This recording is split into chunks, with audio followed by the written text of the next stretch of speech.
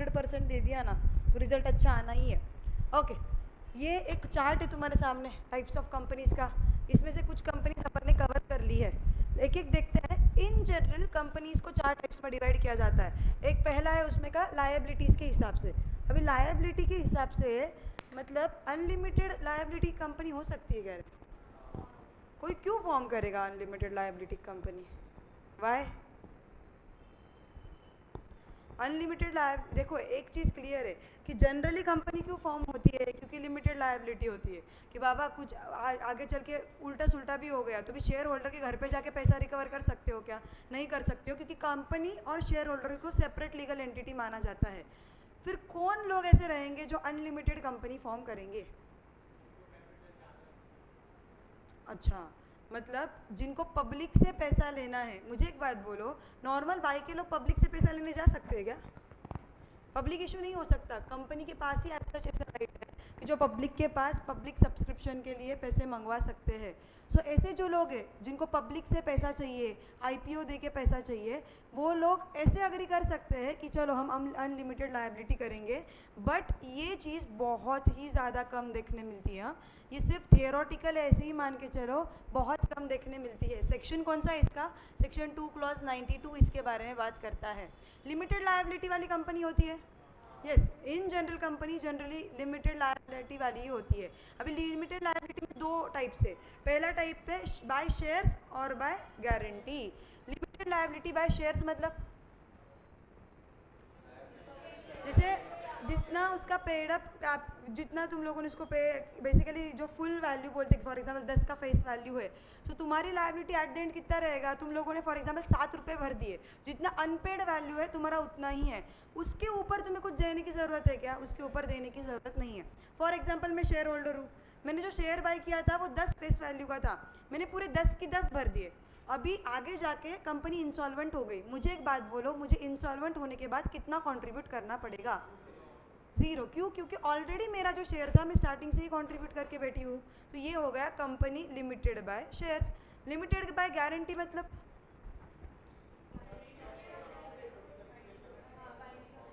हाँ, कब अपन गारंटी किसकी चीज़ की देते हैं कि भाई इतने इतने रुपए मैं अगर कंपनी इंसॉल्वेंट हुई तो दे दूंगा, अगर इंसॉल्वेंट हुई तो टेंशन ही नहीं। फॉर एग्जांपल मैंने बोला था कि मैं 10 रुपये पर शेयर कंट्रीब्यूशन करूँगा इंसॉल्वेंसी में, मेरे पास 1000 शेयर्स है, तो मैक्सिमम मेरी लायबिलिटी कितनी आने वाली है? मैक्सिमम 10,000 आएगी, उसके ऊपर मेरे को देने की कुछ भी ज़रूरत नहीं है। ये लिमिटेड बाय गारंटी हो गया। ओके, ये बस तुम्हें इसका चार्ट दिया हुआ है तो इसकी डेफिनेशंस वगैरह तुम्हें नहीं है, बस कॉन्सेप्चुअली समझ लो ये चीज़ें क्या, कभी एमसीक्यू में आया तो। अभी कुछ कंपनीज मेंबर्स के हिसाब से ये डिवाइड करते हैं।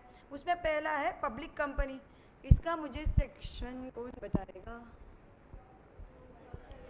2 क्लॉज 71, 2 क्लॉज 71 इन्होंने तो इतना ही बोला हुआ है कि भाई जो कंपनी प्राइवेट नहीं है उसको क्या बोल देंगे अपन? Public company. फिर आगे जाके किसको डिफाइन कर दिया?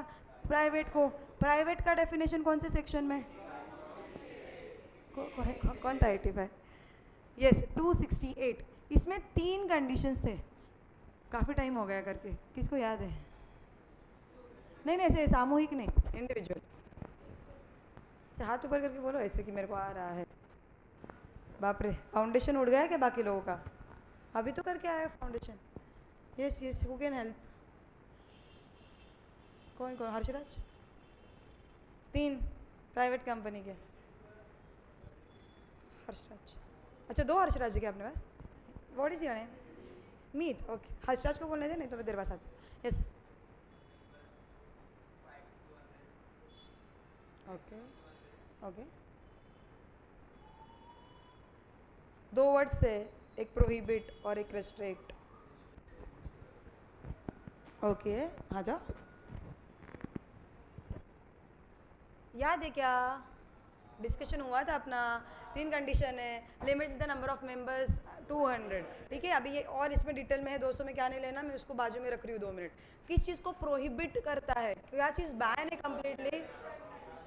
ट्रांसफर ऑफ शेयर्स बैन है कम्प्लीटली। पब्लिक से सब्सक्रिप्शन, पब्लिक से मनी लेना बैन है। एंड दूसरी चीज़ कौन सा? रेस्ट्रिक्ट, किस चीज़ पे रेस्ट्रिक्शन है? ट्रांसफर ऑफ शेयर्स पे रेस्ट्रिक्शन है। फिर वो 200 के लिमिट में किसको नहीं गिनेंगे? तो 2 और मोर लोग अगर मिलके जॉइंट होल्डर्स है, उनको एक ही a member and during the employment जिनको शेयर्स मिले हुए हैं उनको एक्सक्लूड करना है। ओके ये हो गया। ओपीसी देखा क्या रहे अपन ने? ओपीसी का सेक्शन पता है? 2 क्लॉज 62। ओके 2 क्लॉज 62 है। अपन को है ना सेकेंड चैप्टर अभी अपन कल या परसों में मोस्टली चालू कर ही देंगे। मेरे हिसाब से अगर आज लिखना हो गया तो कल ही चालू हो जाएगा। सो अपन को इसमें ना स्टार्टिंग में ही ओपीसी है। ओपीसी क्या होता है? क्यों कोई फॉर्म करेगा? अच्छा मुझे डिफरेंसेस बताओ। अगर किसी को अकेले ही काम करना है तो फिर बंदा सेल मतलब प्रोप्राइटरी क्यों नहीं करेगा रे?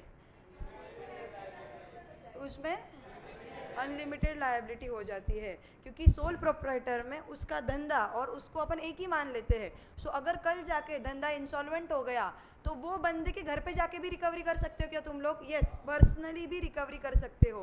बट कोई बंदा ऐसा है भाई मेरे को नहीं करना, मेरे को बाहर से पैसा फॉर एग्जाम्पल मेरे को किसी दूसरे को ऐड नहीं करना है पर मेरे को लायबिलिटी भी लिमिटेड चाहिए, तो उसके लिए बेस्ट ऑप्शन कौन सा है? 1 पर्सन कंपनी। ये 1 पर्सन कंपनी में कितने मेंबर्स होते हैं?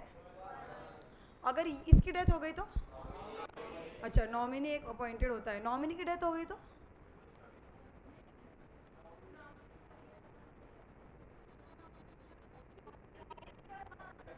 क्या चेंज कर सकते हैं? अच्छा तो मतलब फॉर एग्जांपल मैं मेंबर हूँ, मैंने मेरा नॉमिनी अर्थ को बना के रखा हुआ है, तो अभी अर्थ को तुरंत आगे या मेरे को ही नॉमिनीज बनाने क्या है?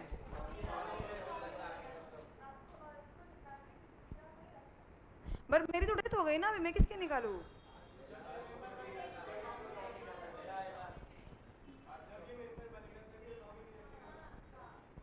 मैं थी मेंबर, ये नॉमिनी था, अभी मेरी डेथ हो गई तो मेरी जैसी ही डेथ हो गई बाय डिफॉल्ट मेंबर कौन बन गया? ये अर्थ बन गया। तो जैसे ही अर्थ मेंबर बन गया वो तुरंत एक उसका आगे का नॉमिनी बना के रखेगा। सो बेसिकली जब तुम मेंबर बनते हो तुरंत तुम लोगों ने नॉमिनी अपॉइंट करना है। मल्टीपल नॉमिनीज अपॉइंट करने की बिल्कुल भी ज़रूरत नहीं है। ओके डायरेक्टर्स कितने रहेंगे? गलत।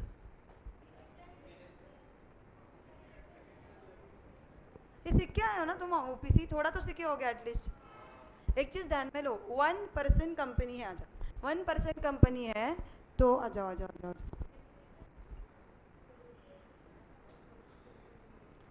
1 पर्सन कंपनी में मेंबर एक होता है, ठीक है?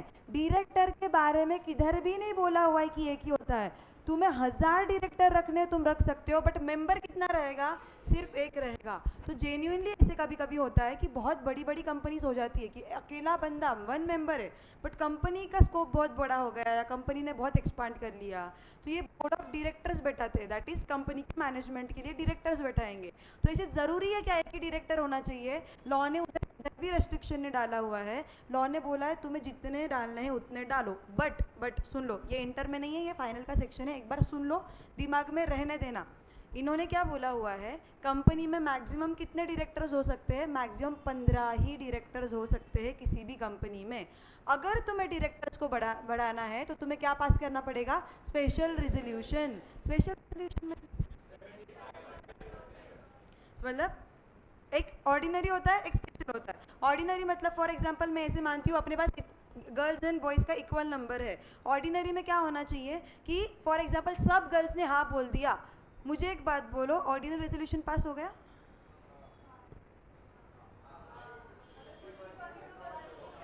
मैंने क्या बोला? Number of boys and girls equal है, सब गर्ल्स ने हाँ बोल दिया, ऑर्डिनरी रेजोल्यूशन पास हुआ क्या? नहीं। हाँ अभी भी लड़कियों को क्या करना पड़ेगा? एक लड़के को उधर खींचना पड़ेगा तभी जाके वो ऑर्डिनरी रेजोल्यूशन पास होगा। बट अगर क्लास में स्पेशल रेजोल्यूशन पास करना है तो कितना लगा? 3/4 दैट इज 75% लोगों ने हाँ बोलना चाहिए तभी स्पेशल रेजोल्यूशन पास होगा।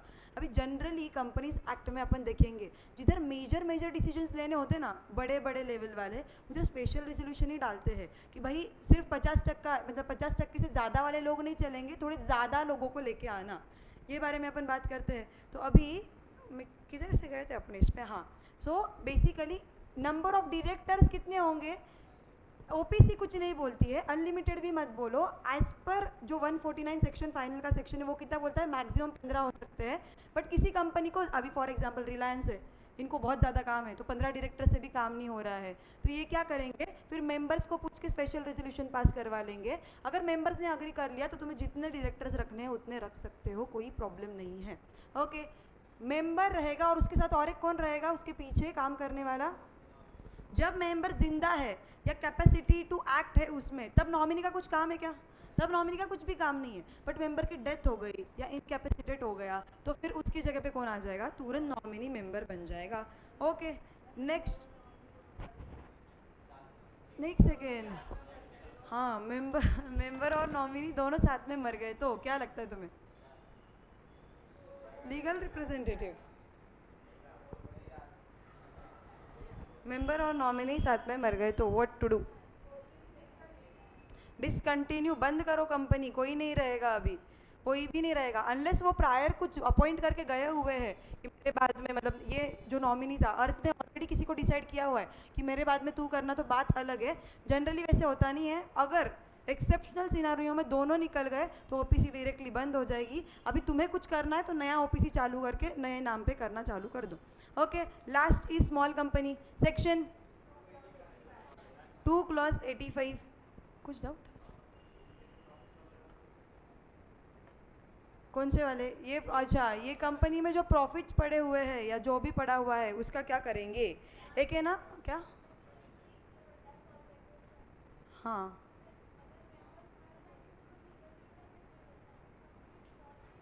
हाँ, अपन को ये है सिलेबस में, अपन ही सेकंड चैप्टर में इसमें बात करेंगे। स्पेसिफिकली ओपीसी का है ना, सेक्शन नंबर 3 आता है, उसमें उन्होंने बोला हुआ है कि ओपीसी के केस में क्या हो जाएगा। ओपीसी के केस में थोड़े अलग प्रोविजन है जिसमें वो डिसोल्यूशन कर देते हैं। अभी इसका एक क्वेश्चन ऐसे आया हुआ है कि मैम अभी चलो डिसॉल्व कर लिया, मान लिया, तो उसमें प्रॉफिट्स रहेंगे तो उसका करेंगे क्या, किसको बांटेंगे? तो एक है ना इंसॉल्वेंसी एंड बैंकरप्सी फंड आता है, एक आईबीसी एक्ट, अगर किसी ने सुना होगा। जब कोई भी कंपनी इंसॉल्वेंट होती है, देखो एक 2 मिनट ये टॉपिक को बाहर रख के 2 चीज़ें बता रही हूँ, एक लिक्विडेशन होता है और एक इंसॉल्वेंसी होती है, फ़र्क है दोनों में?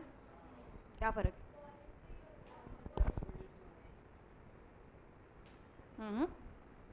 इंसॉल्वेंसी एंड लिक्विडेशन में फ़र्क क्या होता है?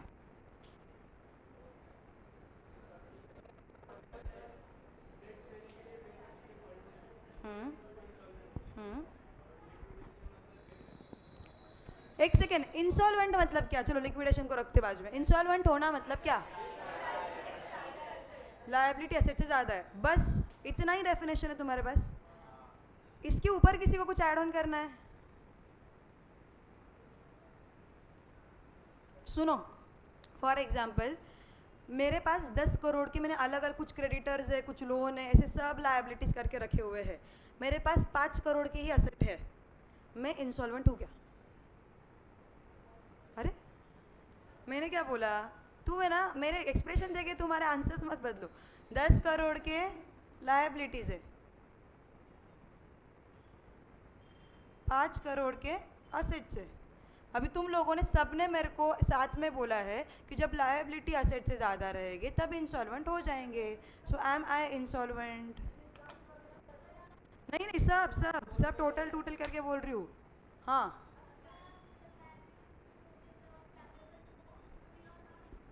यस, मुझे एक बात बोलो, मैंने बोला मेरे को ये लायबिलिटी तुरंत पे करने हैं?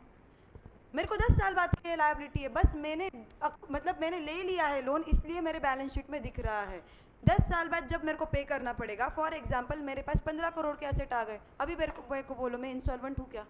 सो इंसॉल्वेंसी का डेफिनेशन आधा अधूरा आया तुम लोगों ने ये जो बोला। इसका डेफिनेशन क्या है? जब तुम्हारे लायबिलिटीज़ असेट से ज़्यादा है plus when you are unable to pay the liabilities, मतलब असेट तो कम ही है प्लस तुम पे नहीं कर पा रहे हो। मुझे एक बात बोलो, जब मैंने 5 करोड़ वाला केस बोला था मुझे तुरंत पेमेंट ही नहीं करना था, तो मैं इंसॉल्वेंट हुई क्या?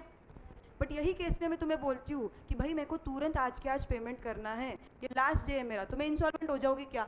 हाँ, because I will be unable to pay the dues. ये छोटे छोटे डिफरेंसेस समझो, एकदम छोटे छोटे डिफरेंसेस है।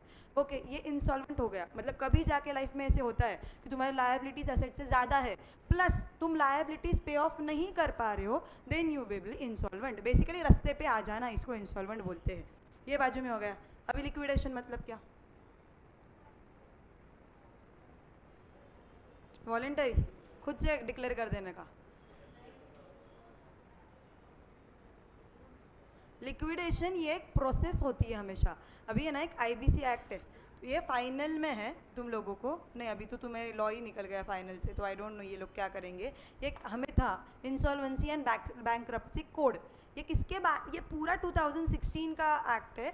ये बात किसके बारे में करता है पता है क्या? जब भी कोई भी कंपनी इंसॉल्वेंट होती है क्या प्रोसेस फॉलो करना चाहिए। इतना प्रोसेस फॉलो करने जैसा कुछ होता है क्या उसमें, या ऐसे एक दिन में वाइंड अप कर सकते हो? प्रोसेस होता है। अभी होता क्या है, जैसे किसी कंपनी ने बोल दिया कि भाई मेरे पास इतनी असेट्स है, मेरी इतनी लायबिलिटीज़ है, मेरे से हो नहीं रहा है, मेरे को इंसॉल्वेंट, मतलब मैं इंसॉल्वेंट हो चुकी हूँ। तुम्हें क्या लगता है कि कंपनी लॉ, वो जो कंपनी इंसॉल्वेंट होने जा रही है उसको बचाने का ट्राई करेगा या उसको डूबने देगा? क्यों बचाने का ट्राई करेगा? क्योंकि जनरली अगर पब्लिक कंपनी है तो पब्लिक का पैसा लगा हुआ है। सो पहले ये ट्राई करते हैं कि भाई तुम एक काम करो, नेगोशिएशन कर लो। नेगोशिएशन कर लो मतलब क्या? फॉर एग्जांपल हर्ष ने मेरे को लोन दिया हुआ था 5 करोड़ का, अभी मेरे को उसको इंटरेस्ट के साथ 6 करोड़ पे करना आ रहा है, तो आइडियली मैंने कितना पे करना चाहिए? 6 करोड़। अभी मैं अगर डूब गई तो हर्षराज को वैसे भी कुछ पैसा मिलने ही नहीं वाला है, तो अपन हर्षराज के साथ थोड़ा नेगोशिएशन करते। हर्षराज सुनना, ये जो 6 करोड़ है ना मैं एट अ टाइम नहीं पे करती हूँ, इसको है ना तुम्हें को 2 करोड़ में बांट देना, तो एटलीस्ट कुछ ना पे करने से अच्छा मैं थोड़ा थोड़ा पे कर दूँगी और मेरी कंपनी भी बच जाएगी। सो कंपनी लॉ क्या करता है पता है क्या? कंपनी को डायरेक्टली डूबने नहीं देता है, ये कुछ ना कुछ ट्राई करके, नेगोशिएशन करके पहले कंपनी को बचाने का ट्राई करता है। इसके लिए एक बंदा अपॉइंट होता है, इसको बोला जाता है रिजोल्यूशन प्रोफेशनल। रिजोल्यूशन प्रोफेशनल मतलब क्या? ऐसे एक बंदा होता है जो कंपनी के असेट्स का वैल्यू निकालेगा, लायबिलिटी का वैल्यू निकालेगा और कंपनी को बचाने का ट्राई करेगा। अगर कंपनी नहीं बची, मतलब कि इतना सब हो गया, अभी इसने बोला कि नहीं मेरे को अभी चाहिए, जितना बन रहा है उतना दे, जितना हो सक रहा है उतना दे, मेरे को बिल्कुल इंटरेस्ट नहीं है तेरे को आगे लोन एक्सटेंड करने में, तो अभी कुछ ऑप्शन नहीं है, तो मेरे को डिसॉल्व होना ही पड़ेगा, मेरे को ख़त्म होना ही पड़ेगा। फिर जो प्रोसेस चालू होती है उसको लिक्विडेशन बोला जाता है। Basically liquidation is a process, मतलब क्या? जिसमें असेट्स का टोटल किया जाएगा, जिसमें क्रेडिटर्स में कौन कौन है या लायबिलिटीज़ में कौन कौन है उसका टोटल किया जाएगा और उनका रैंकिंग डिसाइड किया जाएगा। कैसे रैंक किया जाता है इनको? हाँ, मतलब इसका है ना actually insolvency and bankruptcy code ही बोलता है। जनरली इसमें ना पहले वर्कर्स की सैलरीज दी जाती है, जो तुम्हारे वर्कर्स होते हैं उनके वेजेस सैलरीज दी जाती है।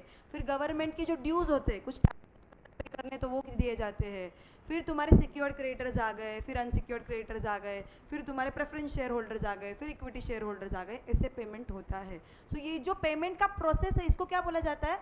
लिक्विडेशन। एंड इंसॉल्वेंसी क्या है? ये एक स्टेट है कि जब तुम्हारे असेट्स लायबिलिटीज से कम है एंड तुम पे नहीं कर पा रहे हो, इसको क्या बोला जाता है? इंसॉल्वेंट बोला जाता है। अभी मैं तुम्हें ये चीज़ पे बता रही थी, हाँ इसने पूछा था कि कंपनी का क्या कर देंगे।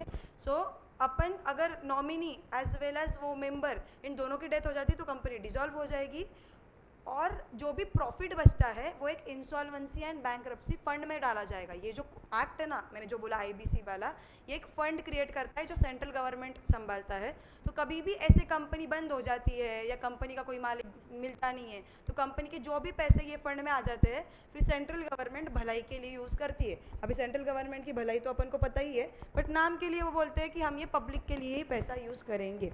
ओके, सो ऐसे अगर हो गया तो वो जो भी प्रॉफिट रहेगा वो सेंट्रल गवर्नमेंट के पास डायरेक्टली निकल जाएगा। नहीं अभी बैड डेट्स, कंपनी बंद हो गई, अभी कुछ नहीं कर सकते। ठीक है, अपना ये सेक्शन बाकी है, सेक्शन 3 चैप्टर नंबर 2 पे है, उतना देखेंगे अपन। स्मॉल कंपनी सेक्शन 2 क्लॉज 85, मेरे को इसका लॉ का डेफिनेशन कोई बोल सकता है? एक्चुअल लिमिट्स तो 4 करोड़ और 40 करोड़ ही है, लॉ का डेफिनेशन कोई ट्राई कर सकता है? एटलीस्ट मुझे इतना बोलो ना कि इतने से एक्सीड नहीं होना चाहिए और such higher amount as may be prescribed. Yes please Nachiket.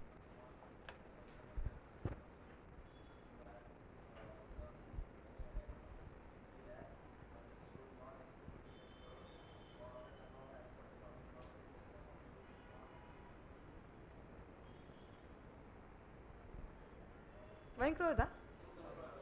हाँ यस, वो सिर्फ विच में फॉर एग्जाम्पल 2 करोड़ और such higher amount as may be prescribe by CG which should not be more than 100 crore. तो वो जो as may be prescribe by CG है ना वो प्रॉपरली लिखना। टेस्ट कब रखनी है अपन को चैप्टर नंबर 1 की? नहीं पहले फाउंडेशन का रिजल्ट लगने देना है क्या, फिर टेस्ट?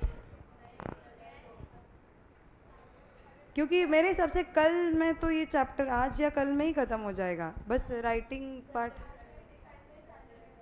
तुम्हारे हिसाब से तुम मेरे को बोलो। ऐसे भी प्री रिजल्ट तुम्हारी चलने वाली है, फिर पोस्ट रिजल्ट हम चलाएंगे। चलो यस, वाह, संडे संडे टेस्ट देने। आज क्या है, वेडनेसडे, मंडे, मंडे लो ना, संडे को थोड़ी पढ़ाई करो ना। ठीक, मैंने लास्ट बैच में क्या किया था, मैंने डायरेक्टली सरप्राइज टेस्ट रख दी थी, तो अब वैसे ही करते सरप्राइज टेस्ट। यस चलो, यस यस यस। कंट्रोल के हिसाब से कुछ कंपनीज को डिवाइड किया जाता है, कुछ होती है होल्डिंग कंपनी, अपन ने डेफिनेशन देख लिया। ऐसी कंपनी जिसकी कोई सब्सिडरी है उसको होल्डिंग बोला जाता है। इसका सेक्शन मेरे को मनस्वा किधर गया, ट्राई कर सकता है कोई? 46, ओके, 2 क्लॉज 46।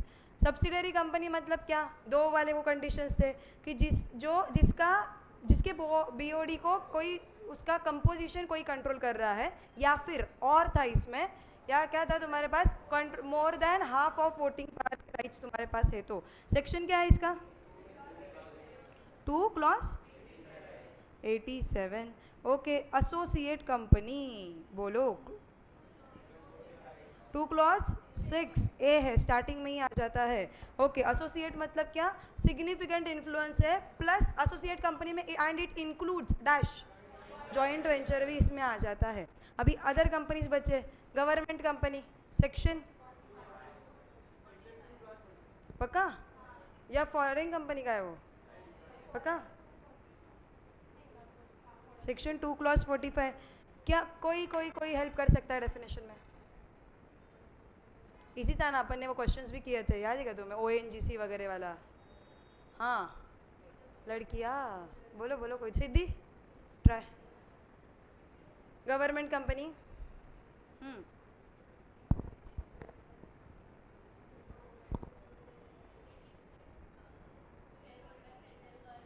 कितना, at least 51%, is she write? Okay, हाँ,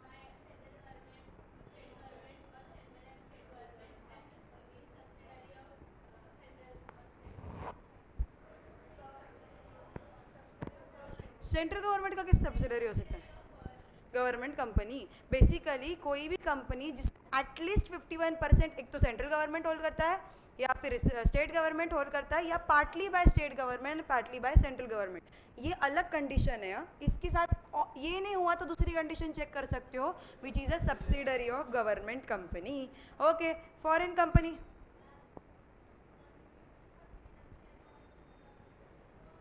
कंट्रीब्यूशन और paid up share capital. Paid up share capital तो डायरेक्टली जो अपने शेयर कैपिटल साइड पे दिखता है। कंट्रीब्यूशन इन द सेंस किधर, क्या रेफरेंस पे बोल रही तू? मतलब ऐसे कुछ दो डेफिनेशंस होगी तो हाँ,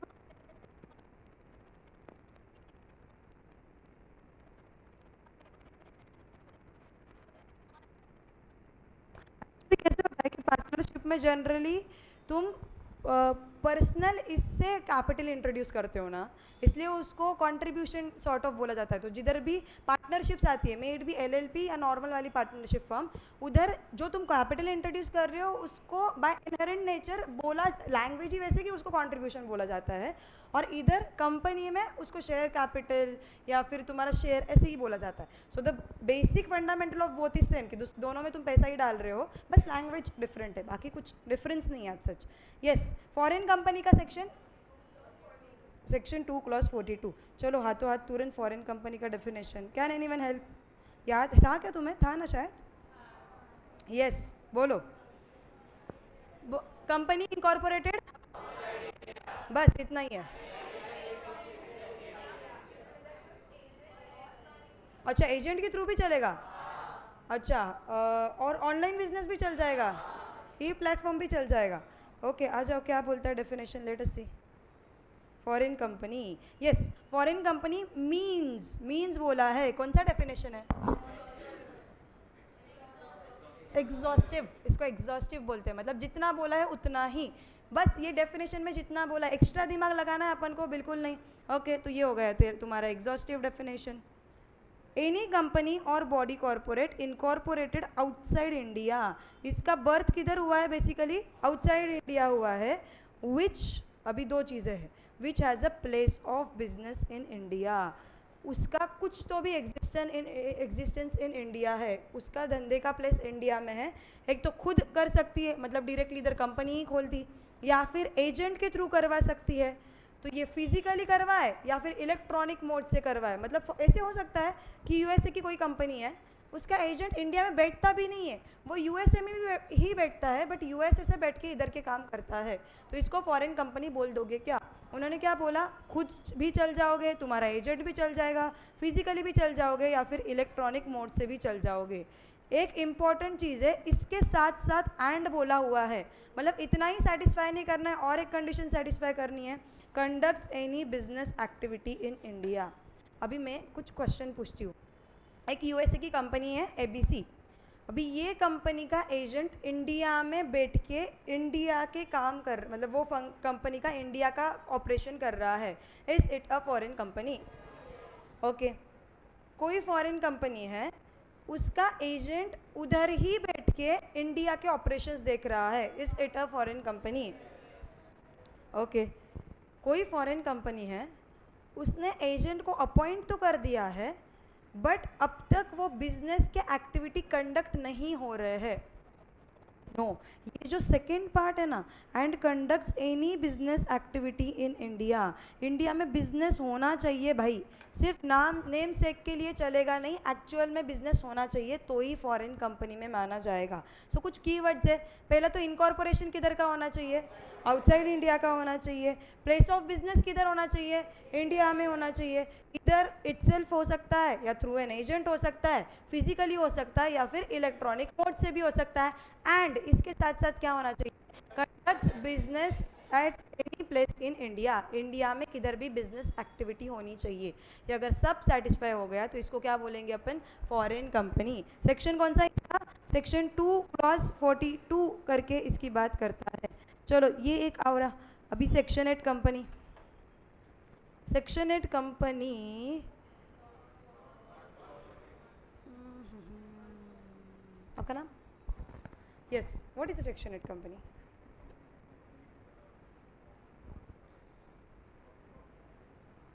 अच्छा पब्लिक, हाँ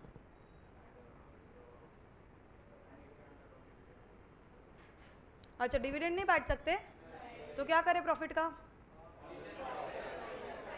सेक्शन क्या है इसका?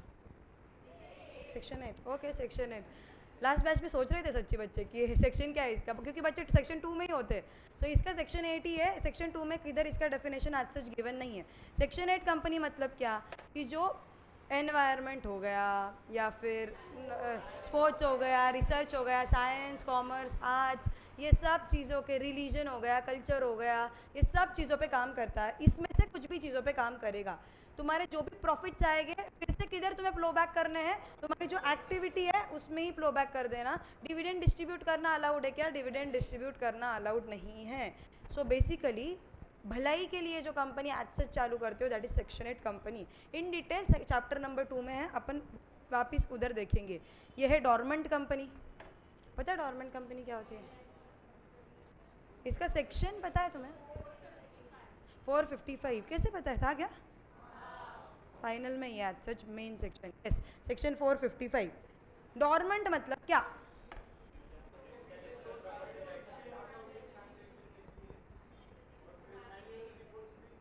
हाँ, एक है ना, उसकी कुछ कंडीशंस है कि इतने साल तक अगर तुम फिनेंशियल स्टेटमेंट्स और एनुअल रिपोर्ट्स नहीं फाइल करते हो तुम डॉर्मेंट हो जाओगे। डॉर्मेंट का मीनिंग पता है तुम्हें? What is dormant? सोया हुआ, ठीक है ना बेसिकली। सो कंपनी तो ऑन पेपर दिख रही है बट आज सच कामकाज कुछ नहीं कर रही है, तो ये डॉर्मेंट कंपनी मानी जाती है। क्या होगा डॉर्मेंट कंपनी हो गई तो? होगा क्या? Wind up? नहीं, कंपनीज एक्ट में वाइंडिंग अप इतना ईजी नहीं है। हमेशा कंपनीज एक्ट प्रमोट ही करता है कंपनीज को, तो जनरली वो बचाता ही है वाइंडिंग अप होने से। तो वाइंडिंग अप एकदम एंड का सोल्यूशन रहेगा हमेशा। डोरमेंट कंपनी होती क्या है? पहली बात, इनके कंप्लायंसेस कम कर देते हैं कि अभी वैसे भी तुम कुछ कर नहीं रहे हो तो क्यों ही, मतलब फॉर एग्जांपल कोई पब्लिक कंपनी है, अभी पब्लिक कंपनी को 1000 चीज़ें फॉलो करनी पड़ती है, बट अगर तुम कुछ काम काज ही नहीं कर रहे हो तो एक काम करो, जब तक डोरमेंट हो तब तक ये चीज़ें फॉलो नहीं करोगे तो भी चलेगा। डोरमेंट कंपनी को कुछ बेनिफिट्स मिल जाते हैं, सिंस वो ऑपरेट नहीं कर रहे हैं, इतना स्ट्रिक्ट चेक उन पर होता नहीं है। बस तुम्हारे सिलेबस में डोरमेंट का इतना ही सिग्निफिकेंस है। And last is Nidhi company. What is a Nidhi company?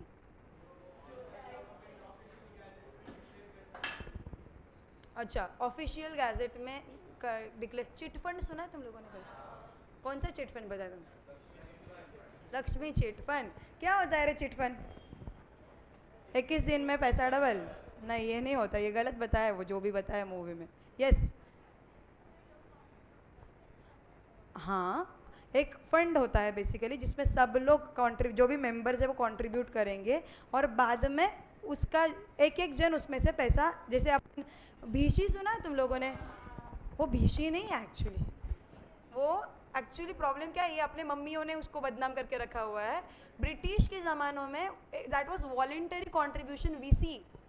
उसका लोगों ने गाउठी कर करके उसको भीशी कर दिया डायरेक्ट। इट इज़ जेन्युइनली, मैं मेरी मम्मी को भी बोलती है, it is not bhishi, it is VC. Voluntary contribution मतलब क्या? खुद के मर्जी से तुम कंट्रीब्यूट करते हो वो चीज़ में, and that is voluntary contribution. तो स्टेट फंड भी वैसे ही होता है वीसी जैसे, कि तुम कंट्रीब्यूट करते हो, फिर मेंबर्स में से किसी एक को लगेगा वो पैसा यूज़ कर लेगा। तो ये निधि कंपनी में भी ऐसे ही कामकाज होता है, बट गवर्नमेंट इसको डिक्लेयर करती है, इसका लाइसेंस वगैरह लेना पड़ता है। That would be a Nidhi company. Company के टाइप समझे ऑन एन एवरेज। तुम्हें पेपर में ऐसे नहीं आने वाला है कि लायबिलिटीज़ के हिसाब से क्या क्या आता है, तो तुम्हें इतना याद रखने की ज़रूरत नहीं है। बस तुम्हें कौन से कंपनी का डेफिनेशन क्या है, या होल्डिंग कंपनी मतलब क्या, इसका सेक्शन नंबर क्या, इतना याद रखना पड़ेगा। बाकी तुम्हें लिस्ट डाउन करने को कभी भी इंटर लेवल पे ये चीज़ें नहीं आएगी।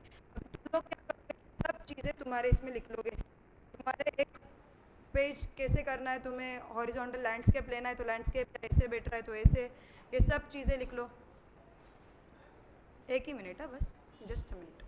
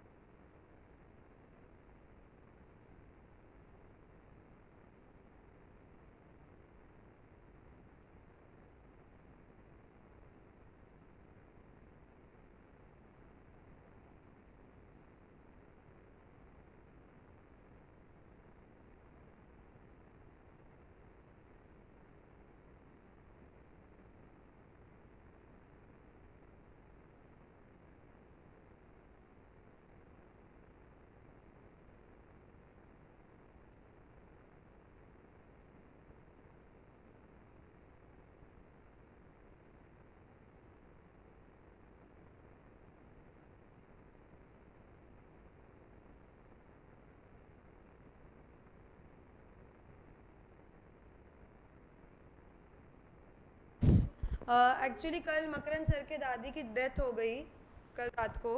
सो मकरन सर 1-2 दिन नहीं है अभी, मे बी कल शाम को आएगा, आई डोंट नो। कल तो ऐसे बोले कि 2 दिन में आऊँगा, बट पता नहीं। सो तब तक अपन लॉ कंटिन्यू करते हैं फिर, ठीक है ना? सो कोई एकदम से आने वाला है कैसे कि किधर? बाप रे, बगूर। ओके, मतलब लॉ एक सिंगल लेक्चर रहा तो आओगे ना तुम लोग, ऐसे मेरा क्वेश्चन था।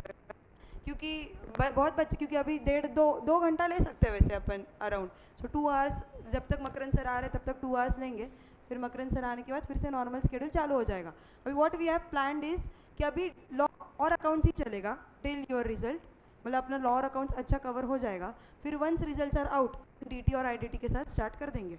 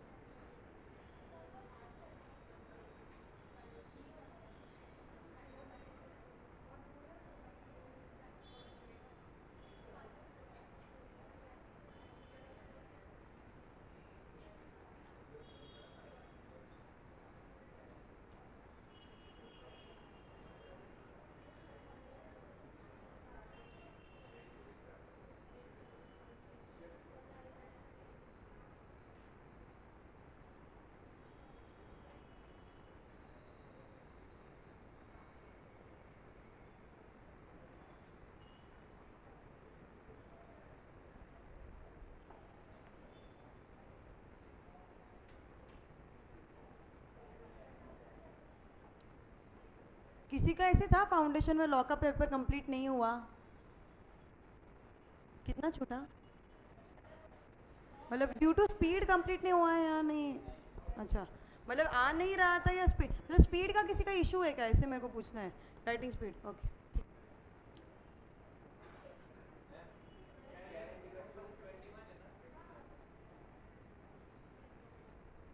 नहीं नहीं 223 है, 21 है क्या? नहीं मेरे हिसाब से, एक ही मिनट, जस्ट अ मिनट, मैं मॉडल तुरंत चेक करती हूँ, गिव मी अ मिनट।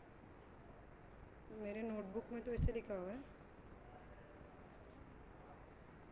उतना छोड़ो, मैं तुरंत चेक करके बोलती हूँ, गिव मी अ मिनट।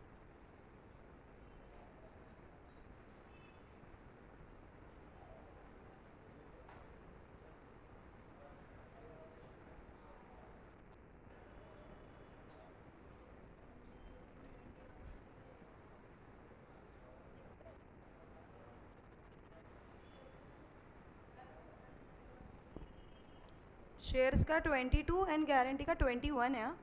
21, उधर जिन्होंने 3 लिखा है ना उसको 1 कर लो। यस,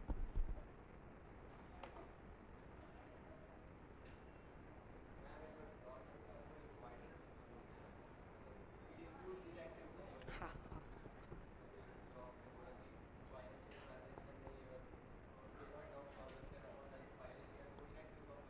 हाँ हाँ हाँ। गवर्नमेंट कंपनी का एक्चुअली पूरा ये सेक्शन 455 है ना, हमें फाइनल में था। अभी तुम्हें तो किधर आएगा, क्या जाने। फाइनल का लॉ बहुत बड़ा था, पर मतलब लेजिट टू मच ह्यूज। ये एक अच्छा हो गया कि फाइनल से तुम्हारा इतना लर्निंग बच गया, कि उसका सेंस नहीं है। तुम सिर्फ टेम्पररी लर्न करती हो, बाद में सीए बनने के बाद तो तुम एक्ट ही खोल के देखने वाले हो, तुम्हें सब सेक्शंस तो याद नहीं रहेंगे। सो गवर ये अपनी ICI day by day more practical oriented बना रही है कोर्स को।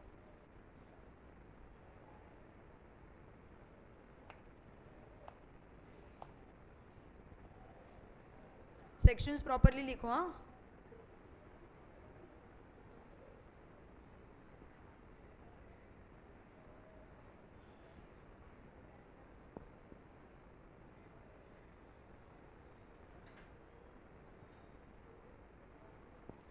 सिद्धि कनक की तबीयत कैसी है अभी? उसका कुछ ऑपरेशन हुआ ना शायद, मेरे का चलते नहीं आ रहा। ठीक है। निधि कंपनी का मत लिखो अभी के लिए, वो ब्लैंक ही जानबूझ के ब्लैंक रखा हुआ है, keep it as it is, वो वैसे ही रहने दो। रूल्स होते हैं एक्चुअली, निधि कंपनी का सेक्शन नहीं होता, निधि रूल्स होते हैं। तुम्हें लिखना है इनकेस तो ऐसे ही लिख दो, निधि रूल्स, इसका सेक्शन नहीं है।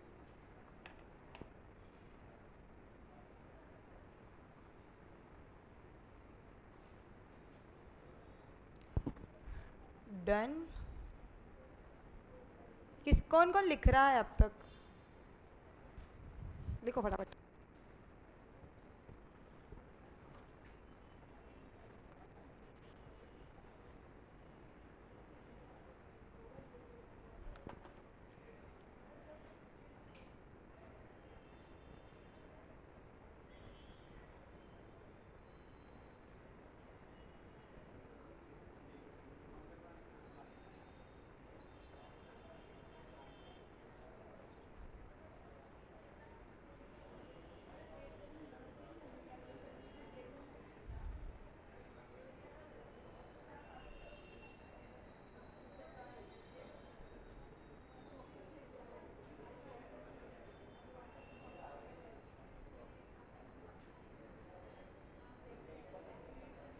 हो गया? चलो, थोड़ा सा जो पीछे का लिखना बाकी है आज वो कंप्लीट कर लेते हैं। आ जाओ, हेडिंग दो, next holding company. Next heading holding company. Holding company in bracket section 2 clause 46, section 2 clause 46।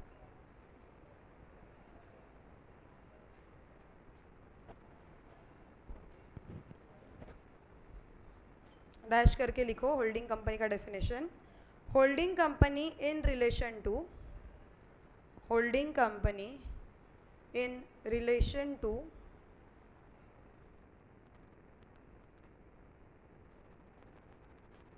one or more other companies, one or more other companies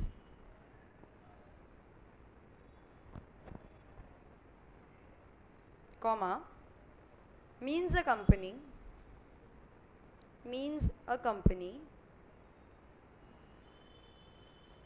of which such companies are subsidiary companies, of which such companies are subsidiary companies.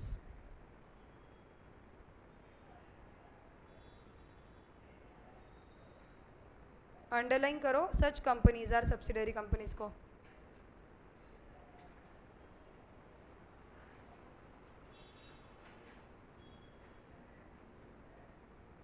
Next definition है subsidiary company का. Heading दो subsidiary company.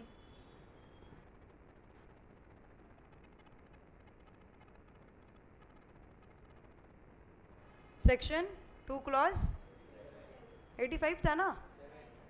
85 किसका था? Small company का. Yes, section 2 clause 87. Section 2 clause 87.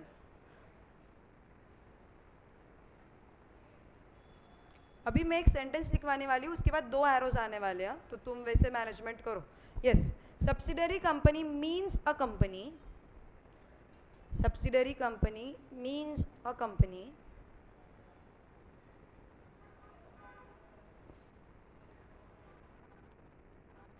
in which the holding company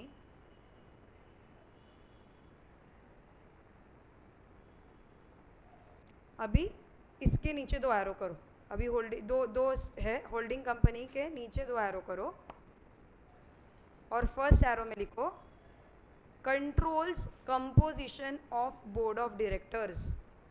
controls composition of board of directors. Composition को underline. उधर लिखना है तो कंपोजिशन का मीनिंग बाजू में लिख लो, या किधर नीचे एरो करके कंपोजिशन का मीनिंग लिख लो. पावर टू अपॉइंट और रिमूव. कंपोजिशन का मीनिंग लिखवा रही हूँ, कंपोजिशन को एरो करके लिख लो. पावर टू अपॉइंट और remove all or majority of directors. Power to appoint और रिमूव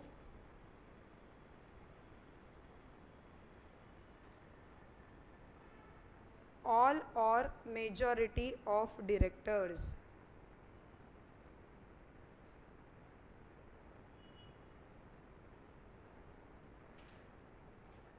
ओके अपन एक लिख लिया, दूसरा एरो अभी भी तुम्हारा खाली होगा ना, वो दोनों एरोस के बीच में और डालो, उसको बॉक्स करो. ये और या फिर एंड अपन लिखेंगे, उसको बॉक्स करेंगे, मतलब ध्यान जाना चाहिए उस पर. और सेकेंड एरो में लिखो कंट्रोल्स ग्रेटर दैन की साइन दो. Greater than half of voting power, half of voting power either on its own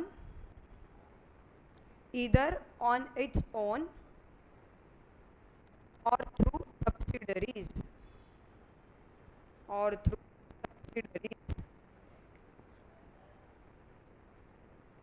voting power को अंडरलाइन,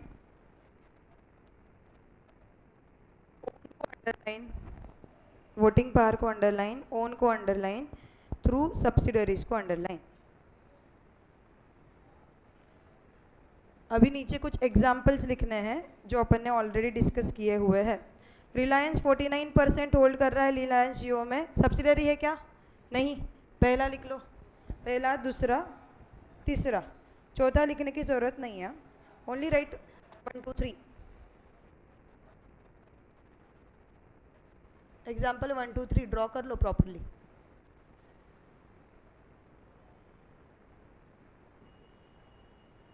लिखते वक्त समझ के लिखो हाँ बच्चों, तुम्हारी मल्टीपल टाइम्स रिवीजन हो जाती है, फिर याद आ जाता है क्या डिस्कशन हुआ था, सिर्फ छापो मत।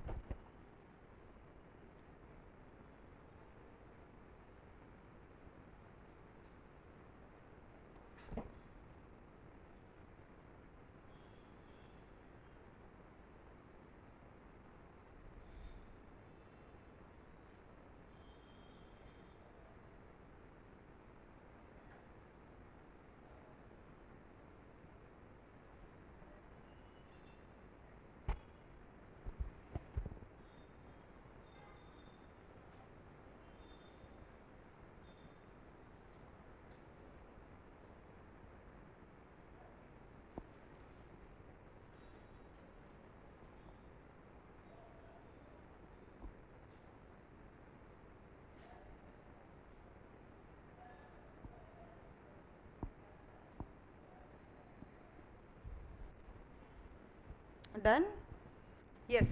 Next heading associate company, next heading associate company, in bracket section 2 clause 6, section 2 clause 6।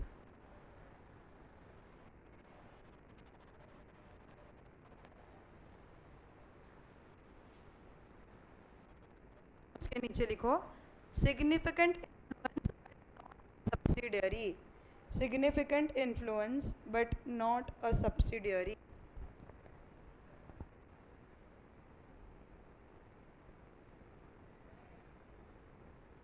उसके नीचे के लाइन पे एडिशन का साइन दो, एडिशन, और उसके नीचे लिखो includes joint venture, includes joint venture.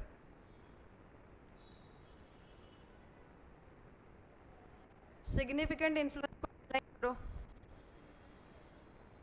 और सिग्निफिकेंट इन्फ्लुएंस का मीनिंग नीचे लिखवा रही हूँ तो उसका एरो एक नीचे लेके आ जाओ। सिग्निफिकेंट इन्फ्लुएंस का मीनिंग लिखवा रही हूँ, जगह लगेगी तो बाजू में नहीं होगा, नीचे ही एरो करके लेके आओ। If you want to see कैसे लिखना है, सो ये देखो, we have to write like this, या एरो ऐसे लेके नीचे लेके आ जाओ, और ये दोनों कंडीशन लिख लेते हैं। At least 20% of voting power, at least 20% of voting power, और controls business decisions under an agreement, controls business decisions under an agreement।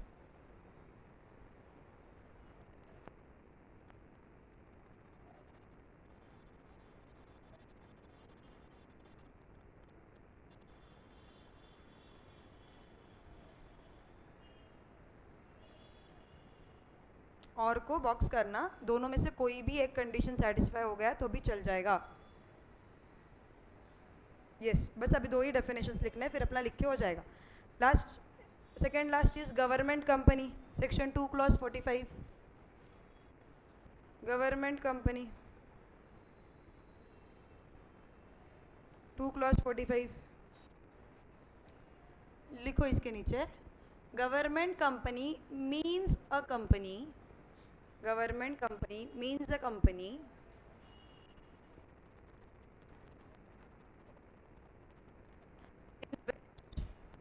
in which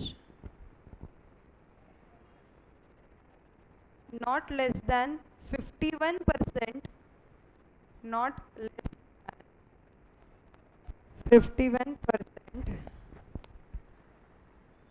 of the paid up share capital, of the paid up share capital is held by, is held by not less than 51% को underline करो, not less than 51% को underline करो। अभी held by के को dash करके नीचे ए लिखो, सेंट्रल गवर्नमेंट, कोई भी सीजी नहीं लिखेगा please, complete central government, central government, B state government,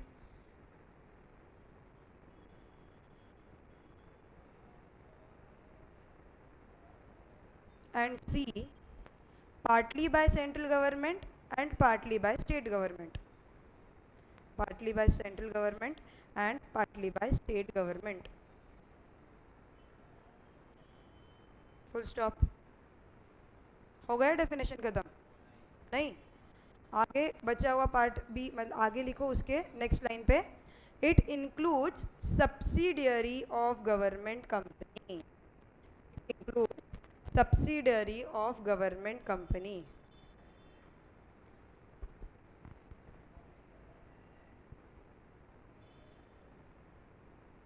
yes, subsidiary of government company को अंडरलाइन करो, सब्सिडरी ऑफ गवर्नमेंट कंपनी को अंडरलाइन करो.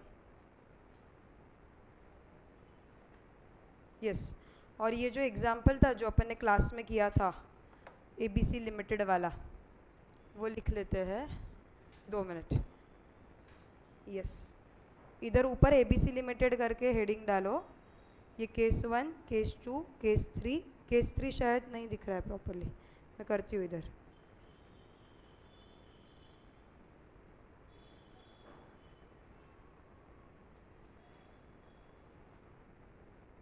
ठीक है अभी.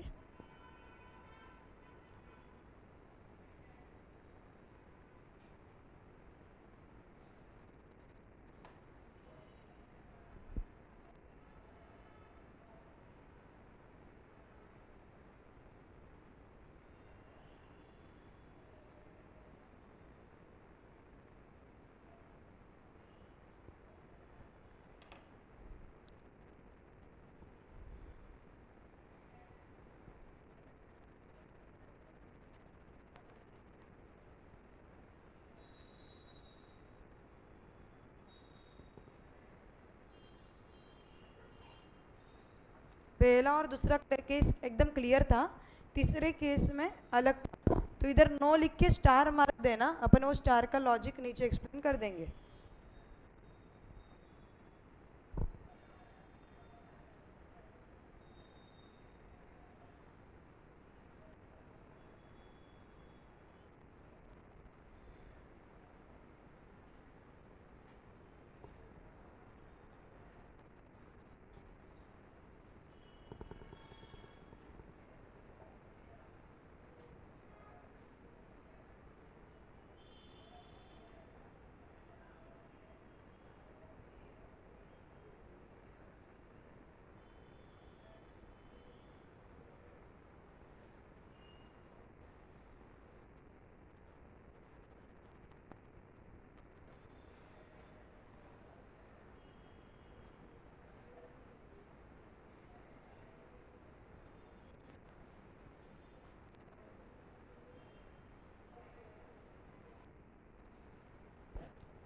आ गए यहाँ तक? लिख लिया? अभी ये जो स्टार मार्क है, ये नीचे नीचे के लाइन पे स्टार मार्क दे दो. अपन रेफरेंसिंग करते थे कैसे, क्यों नो आया आंसर.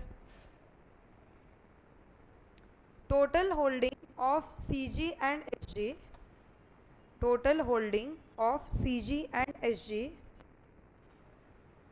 इज इक्वल्स टू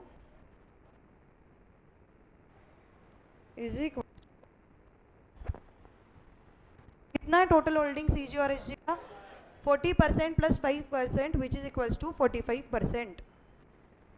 सुनो एक चीज़, एडवाइस फॉर ऑल सब्जेक्ट्स. तुम्हें कैसे होता है पता है क्या, कि इंटर में है ना 6 months classes, then 3 months study leave, 2.5 months study leave, जो भी है. सो 2.5 मंथ्स में, 3 मंथ्स में जनरली कैसे होता है, सब लोग अपने अपने फ़ोन बंद करके बैठ जाते हैं, क्योंकि सबकी लगी पड़ी होती है तब. मतलब जेन्यूनली तुम अभी कितनी भी पढ़ाई करो, एंड में सबको स्ट्रेस होता ही है. सो कितना भी जिगरी यार रहो, कितना भी अच्छे दोस्त रहो, कितने भी बेस्ट फ्रेंड्स रहो, एंड में हर एक जन अपना अपना ही देखता है. सो मेंटेन योर नोटबुक्स प्रॉपरली. जो भी एक्सप्लेनेशन, जैसे अभी डायरेक्टली 45% लिख सकते थे, बट क्यों प्लस 40 प्लस 5 दिखा, क्योंकि अपन को ये चीज़ 6-7 महीने बाद सेल्फ स्टडी में देखनी है, तो तब समझना चाहिए. अभी तो समझ जाता है तुरंत के तुरंत, और बाद में किसी की नोटबुक नहीं मिलती है. सो अपनी नोटबुक प्रॉपरली मेंटेन करो.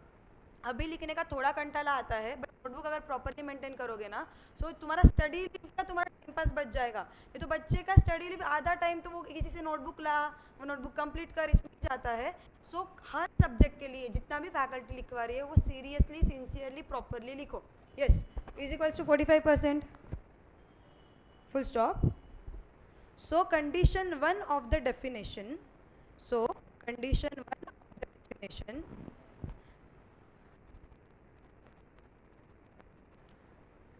is not satisfied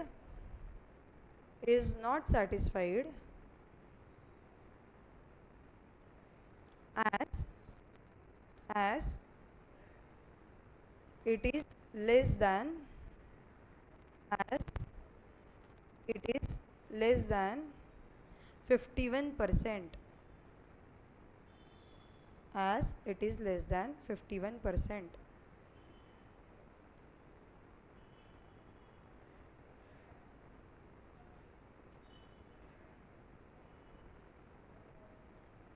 उसके नीचे लिखो holding of ONGC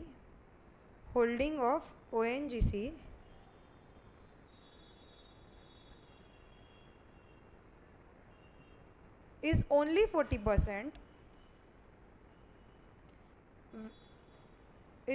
40%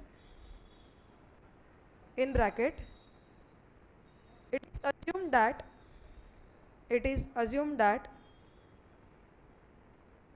ONGC does not control composition of BOD.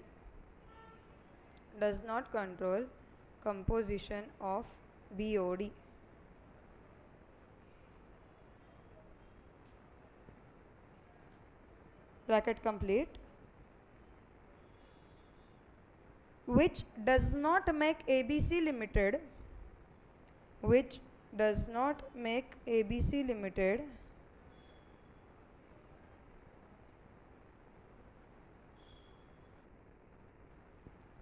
subsidiary of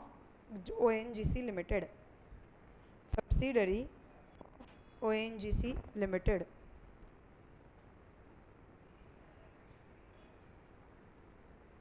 Full stop. So condition 2 is also not satisfied.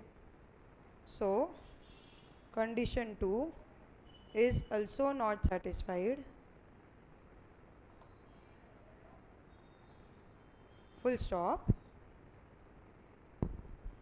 Holding of public is irrelevant. जनता कितना hold कर रही है उससे फर्क नहीं पड़ता. Holding of public is irrelevant. Full stop.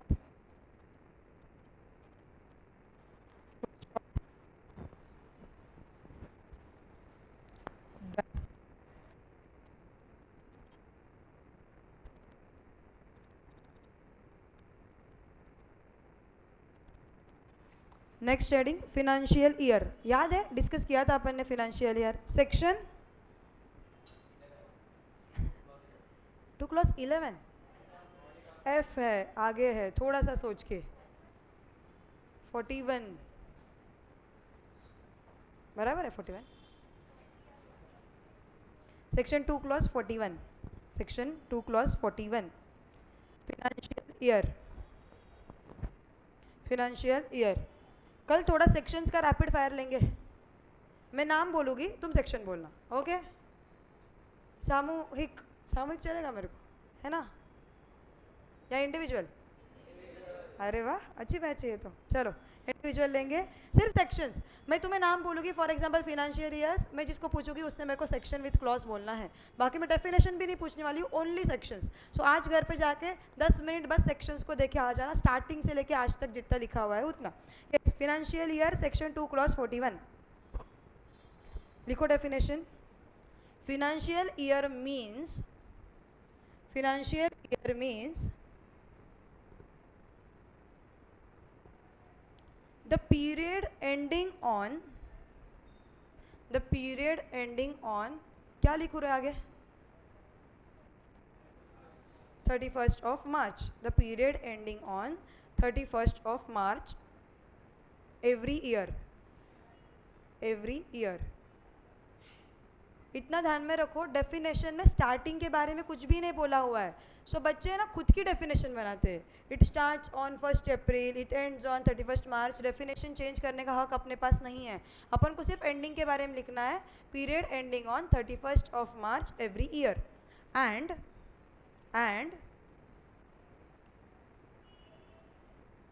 where it has been incorporated and where it has been incorporated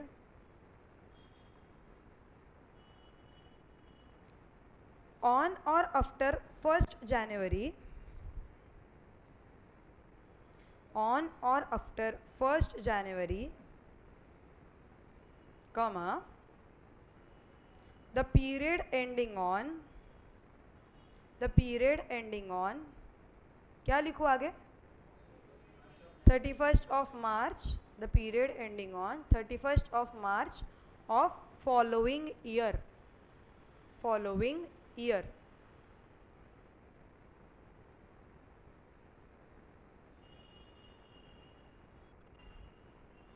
नीचे example लिखो.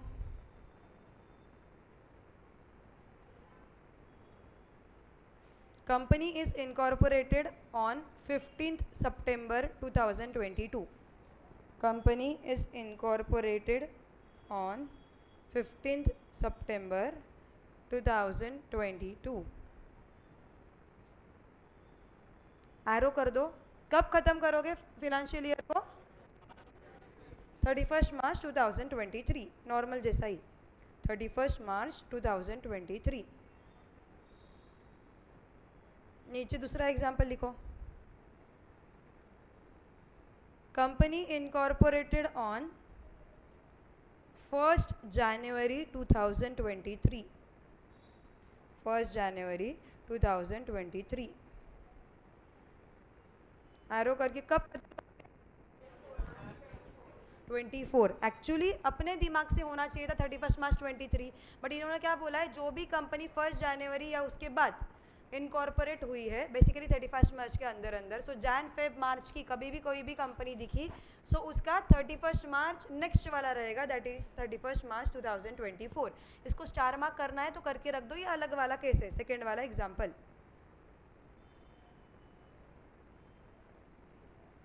यस, अभी थोड़ा सीखते हैं.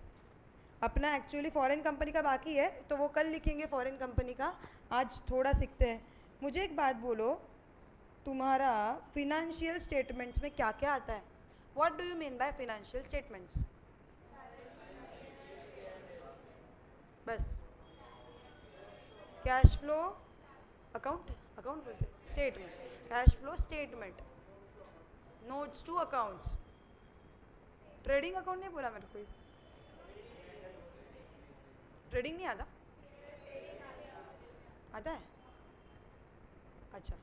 और स्टेटमेंट ऑफ सॉल्वेंसी. अच्छा. और हाँ, statement of changes in equity. क्या होता है रे ये चेंजेस इन इक्विटी? मतलब इक्विटी क्या होता है? कैपिटल. इक्विटी में दो चीज़ें आती है, एक इक्विटी शेयर मतलब एक share capital plus reserves and surplus. हाँ, तो जब कोई इक्विटी बोलता है ही मीन्स तुम्हारा जो शेयर कैपिटल है वो प्लस उसके साथ क्या आता है? Reserves and surplus. जब सिर्फ इक्विटी शेयर कैपिटल बोला जाएगा तब सिर्फ शेयर कैपिटल आएगा, बट जब इक्विटी बोला जाता है उसमें किसको इंक्लूड करना है? रिजर्व्स एंड सरप्लस को. तो ये एक statement of changes in equity बनाया जाता है. तुम लोगों ने बनाया है कभी? फिर कैसे आ गया फाइनेंशियल स्टेटमेंट में? तुम लोगों ने 12वीं में फाउंडेशन में बैलेंस शीट P&L बनाए होगे, नोट्स लिखते होगे या देखे होगे कि नोट्स लिखे जाते हैं. फिर ये कैश फ्लो स्टेटमेंट नहीं बनाया होगा ना अब तक? नहीं, ये इंटर के अकाउंट्स में है, तुम उधर सीख जाओगे. फिर statement of changes in equity क्या है? आधा अधूरा सीखा है क्या? क्या है गड़बड़? क्या है statement of changes in equity? बस इंडेस में बनाया जाता है. अब ये इंडेस क्या है? Indian accounting standards. दो होते हैं, एक अकाउंटिंग स्टैंडर्ड्स होते हैं, एक इंडियन अकाउंटिंग स्टैंडर्ड्स होते हैं. इंटर के लेवल पे तुम्हें एएस है, अकाउंटिंग स्टैंडर्ड्स है. कुछ सर ने सिखाया, चालू किया है कि कुछ अकाउंटिंग स्टैंडर्ड का इन्वेस्टमेंट वाला किया होगा. ओके, सो ये एएस होते हैं. एएस का काम क्या है पता है तुम्हें? तुम्हें बेसिक्स ऑफ अकाउंट्स में हो गया ना रे ये शायद फाउंडेशन में. एएस का क्या काम क्या है कि वो फॉर एग्जांपल इन्वेंट्री का वैल्यूएशन किस पे करते हो तुम? कॉस्ट और ये किसने बोला? तो ये AS2 ने बोला, वैल्यूएशन ऑफ इन्वेंट्री ने। तो तुम्हारे जो भी फंडामेंटल्स है अकाउंट्स के कि तुम इसको ऐसे वैल्यू करते हो, तुम फीफो पे करोगे, लीफो पे करोगे, वेटेड एवरेज पे करोगे, तो ये सब की बात एस में लिखी हुई है किधर ना किधर, तभी तुम फॉलो करते हो। बट प्रॉब्लम क्या हुआ पता है क्या? ये एस मतलब अपने इंडिया में सदियों से चले हुए आ रहे हैं। अभी हुआ क्या, बहुत ऐसी कंपनीज है जो ग्लोबली काम करती है, जैसे अपन MNCs बोलते हैं, मल्टीनेशनल कंपनीज। तो एक कंपनी का अगर फॉर एग्जांपल कोई पार्ट USA में ये कर रहा है, कोई पार्ट इंडिया में कर रहा है, तो USA में US गैप के हिसाब से अकाउंट्स बनते हैं, इंडिया में AS के हिसाब से बनते हैं। तो ग्लोबली वो चीज़ को एक लेवल पे लाना मुश्किल हो रहा था, क्योंकि इनके बैलेंस शीट में कुछ अलग ही फॉलो किया जा रहा है, इनके बैलेंस शीट में कुछ अलग ही फॉलो किया जा रहा है। इसलिए अपन लोगों ने global AS Ind AS follow करना चालू किया, that is Indian accounting standard. भले ही इसमें इंडियन दिख रहा हो, फिर भी ये क्या है, ग्लोबली जो एक्सेप्ट किए जाते हैं।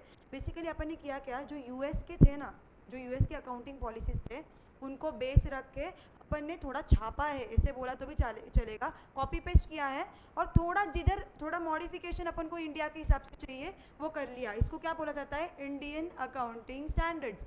Indian accounting standards Ind AS तुम्हें फाइनल के लेवल पे है, तुम्हें इंटर के लेवल पे AS ही है। सो अभी बच्चे पूछते हैं कि फिर सिखा ही क्यों रहे AS, हमें ग्लोबली सिखा दो, बिकॉज इंड AS का लेवल हायर है, तुम्हें उसके लिए एक बेस लेवल समझना पड़ेगा। और छोटे छोटे क्लाइंट जो भी, अभी इंड AS सबको अप्लाई नहीं करता है, जिनका टर्नओवर एक स्पेसिफिक क्रोर्स में है उनको ही इंड AS अप्लाई करता है। सो जो छोटे छोटे प्लेयर्स हैं उनके लिए तुम्हें AS समझना पड़ेगा। इंड AS के लिए जब तुम फाइनल के अकाउंट्स में जाते हो ना, इंस्टीट्यूट क्या बोलती है पता है, 11वीं से लेके CA इंटर तक जितना अकाउंट सीखे पूरा भूल जाओ, और फिर से पूरा अकाउंट्स तुम्हें सिखाया जाता है, क्योंकि वो पूरा अकाउंट्स ही ऑल टुगेदर डिफरेंट है। सो भले ही तुम्हारे अकाउंट्स के साथ 36 भी रहा ना, तो भी फाइनल का अकाउंट्स कम्प्लीटली डिफरेंट है। लिटरली डेप्रिसिएशन या लोन का इंटरेस्ट इधर से पूरा सिखाया हुआ है कैसे कैलकुलेट करना, क्योंकि उसका मेथड ही कम्प्लीटली अलग है। सो इंटर तक का 11वीं से लेके इंटर तक का अकाउंट्स अलग है, और फाइनल का अकाउंट्स कम्प्लीटली अलग है। सो ये जो ये तुम लोगों ने बोला चेंजेस इन इक्विटी वाला पार्ट, ये जो स्टेटमेंट बनाया जाता है ये सिर्फ इंड AS में बनाया जाता है, ये एस में बनाया जाता है क्या? नहीं।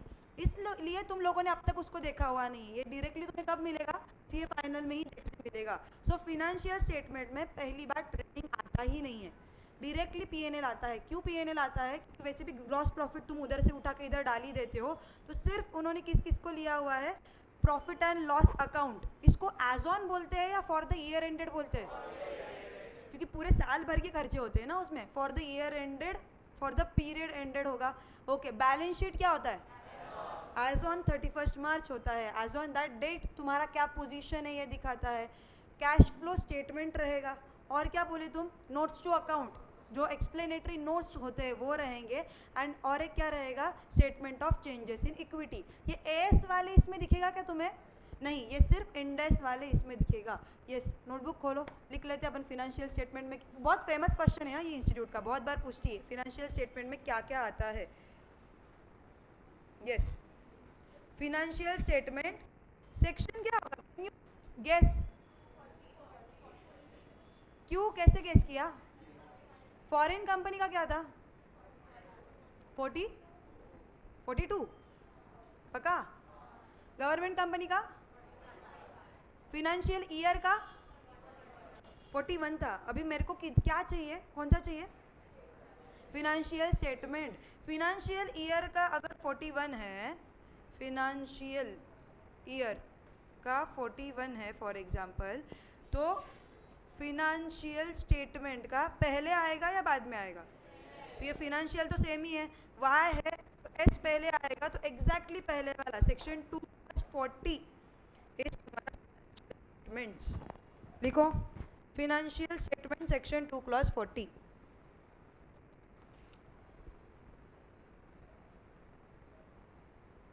डेफिनेशन लिखो, फिनेंशियल स्टेटमेंट इंक्लूड्स, कौन सा डेफिनेशन है, इंक्लूड्स मतलब इंक्लूसिव डेफिनेशन है।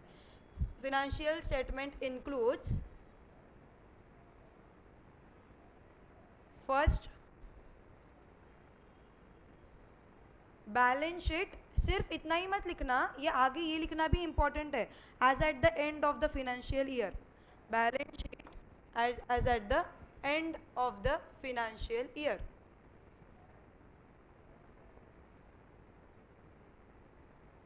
Next is profit and loss account, year ended.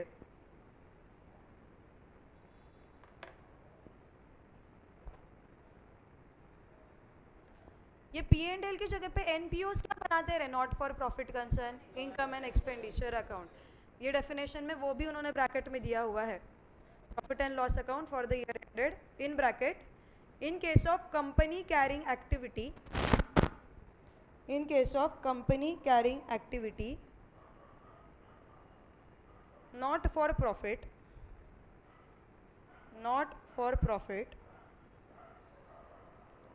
dash करो income and expenditure account, income and expenditure account,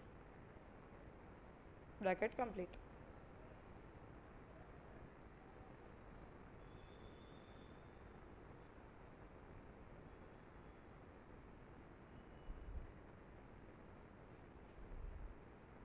third, cash flow statement for the financial year. ये भी P&L जैसे पूरा साल का ही बनाया जाता है। Cash flow statement for the financial year.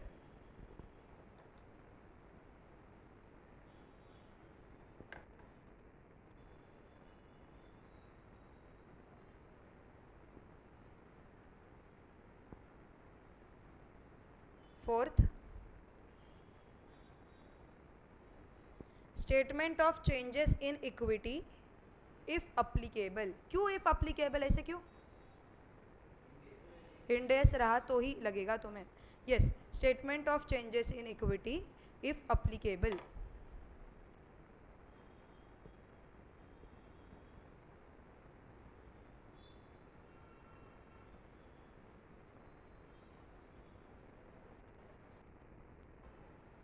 in bracket applicable to only Ind AS companies.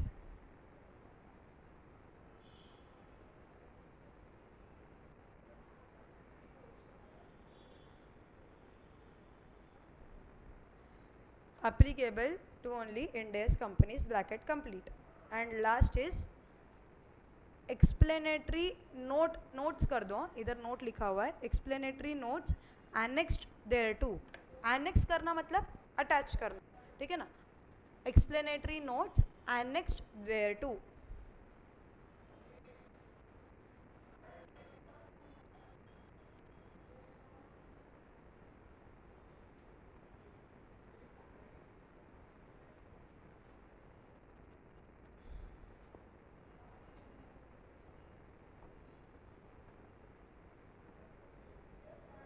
Yes, so क्या क्या चीज़ें आती है? Balance sheet as at the year end, profit and loss account for the year ended. अगर not for profit होगा तो उसकी जगह पे क्या आएगा? इनकम एंड एक्सपेंडिचर आ जाएगा। Cash flow statement as at the year end आ जाएगा, फॉर द पीरियड एंड आ जाएगा। और क्या आता है? Statement of changes of in equity if applicable. किसको अप्लीकेबल रहेगा? इंड एस को अप्लीकेबल रहेगा। एंड लास्ट क्या आ जाएगा? Explanatory notes annexed thereto. But कुछ कंपनीज ऐसे हैं जिनको कैश फ्लो स्टेटमेंट बनाने से छूट दी गई है कि तुम्हें बनाना है तो बनाओ, नहीं बनाया तो भी चलेगा। कैश फ्लो स्टेटमेंट होता क्या है रेपर? कैश फ्लो बेसिकली तुम्हारे एंटिटी में क्या क्या पैसा अंदर आ रहा है, क्या क्या पैसा बाहर जा रहा है। डेप्रीसिएशन आएगा क्या कैश फ्लो स्टेटमेंट में? ये तो तुम्हारा तो नोशनल फिगर है, इसमें कैश है नहीं। तुम्हें सेल्स लोगों ने क्रेडिट सेल्स कर दिए, फिगर आएगा क्या? तुम लोगों ने कैश सेल्स कर दिया, फिगर आएगा क्या? इसलिए जिसमें पैसा अंदर आ रहा है वो इनफ्लोज में आ जाएगा, जिसमें पैसा बाहर जा रहा है वो डायरेक्टली आउटफ्लोज में जाएगा। कुछ कंपनीज है जिसमें पहली कंपनी है स्मॉल कंपनी। स्मॉल कंपनी को क्यों बोला रे मत बनाओ? पहले ही तुम छोटे हो भाई, तुम इतना ही बना लो, बैलेंस शीट P&L बहुत हो गया, उसके नोट्स वगैरह दे दो, मोर देन सफिशिएंट हो गया। तुम्हें अगर खुद के लिए बनाना है, अगर उनकी मन मर्जी मेरे को बनाना है तो बना, तो कोई टेंशन नहीं है। बट कंपलसरी है क्या बनाना? कंपलसरी नहीं है। Next is OPC, 1% company. 1% company को भी बोल दिया कि अकेला बंदा हैंडल कर रहा है, तू अकेला ही मेंबर है, नहीं बनाया तो भी चल जाएगा, not a problem. Next is dormant company. Already तुम लोग सोए हुए हो, काम नहीं कर रहे हो, तो किधर कैश फ्लो बनाओगे? छोड़ दो, बैलेंस शीट P&L दे देना, काम हो गया। और एक बोला हुआ है private company which is a startup. क्यों ऐसे?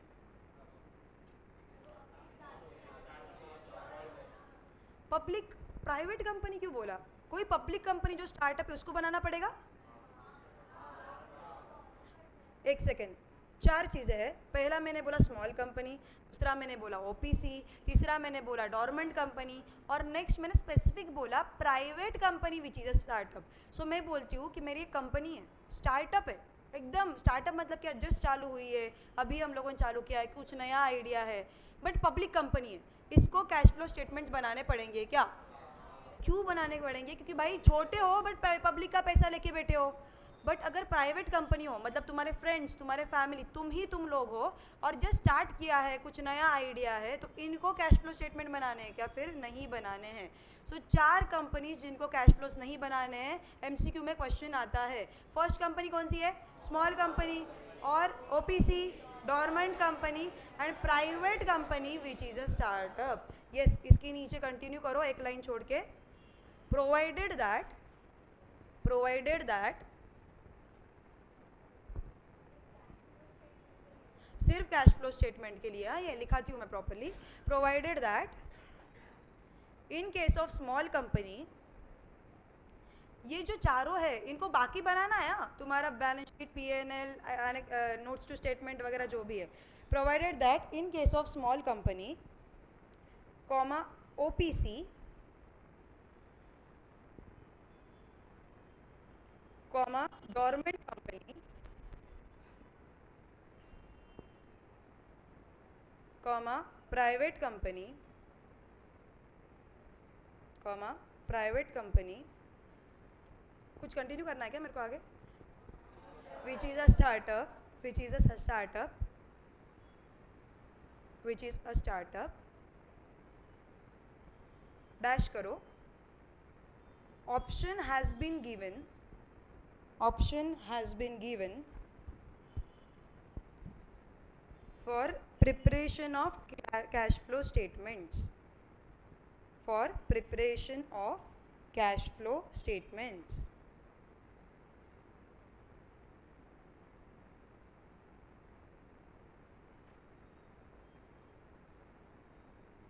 In bracket, that is, preparation of cash flow statement is not mandatory, bracket complete.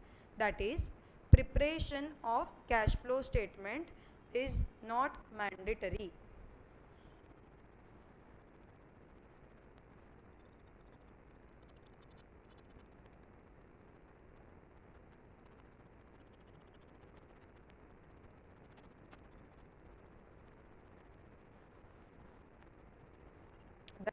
बाकी बनाना है, सिर्फ कैश फ्लो स्टेटमेंट से एग्जम्पशन है। यस, रुके आज के लिए इधर ही, बाकी कल चैप्टर ख़त्म हो जाएगा अपना।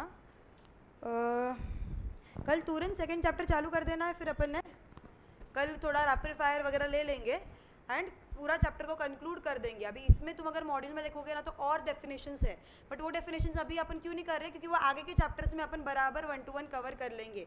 जो बेसिक डेफिनेशंस थे वो कवर कर लिए, अभी कल से नया वाला चैप्टर ये कंप्लीट करके नया वाला चैप्टर चालू कर देंगे। चलो बाय, गुड डे।